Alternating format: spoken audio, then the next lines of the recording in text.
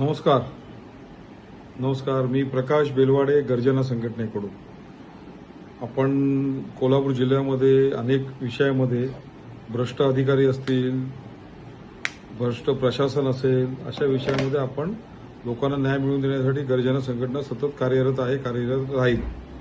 अंतिम अधिकारी भ्रष्टाचार सोडत नाही तोपर्यंत आम्ही हा आंदोलनाचा लढा चालू ठेवणार आहोत किंवा प्रत्येक सामान्य नागरिकाला त्याला नैसर्गिक न्याय जोपर्यंत मिळणं सहजपणे सुरू होणार नाही तोपर्यंत आमचा लढा राहणार आहे।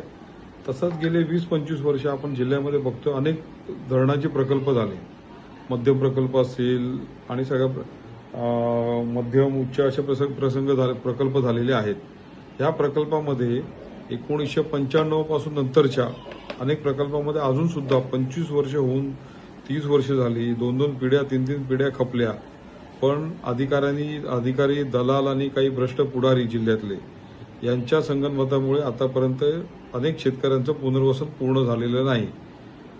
ह्या पुनर्वसनामागे नेमकं कोण धारीतला शुक्राचार्य बसलाय हे आपल्या सर्वांना माहिती आहे।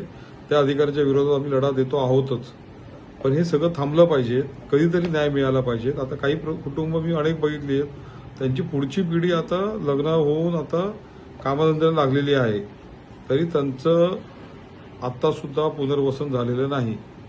आमचं गर्जना म्हणून आमचं एक म्हणणं आहे, एक तर 25 वर्ष आपण पुनर्वसन प्रशासनाने केलं नाही, त्या पुनर्वसनाची आम्हाला जे देय जमीन असेल किंवा मोबदला असेल तो मिळाला पाहिजेत, पण या 15, 20, 25 वर्षाचा जो काही नुकसान भरपाई झालेली आहे आमची ते सुद्धा आम्हाला अवॉर्ड झालं पाहिजेत। यासाठी आम्ही जिल्ह्यामध्ये सुप्रीम कोर्टामध्ये प्रॅक्टिस करणारे वरिष्ठ वकिलांना बोलवलेलं आहे।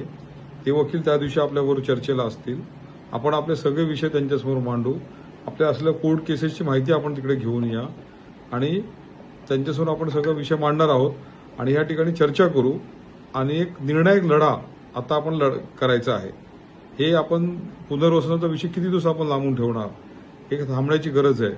त्यामुळे सर्वांना माझं आव्हान आहे, जे जे प्रकल्पग्रस्त आहे, ज्यांना जमिनी मिळाल्या नाहीये, ज्यांना अजून न्याय मिळाला नाहीये, त्यांनी शुक्रवारी संध्याकाळी 4 वाजता 7 नोव्हेंबर 2025 रोजी कोल्हापूर जिल्हाधिकारी कार्यालय येथे उपस्थित राहावे।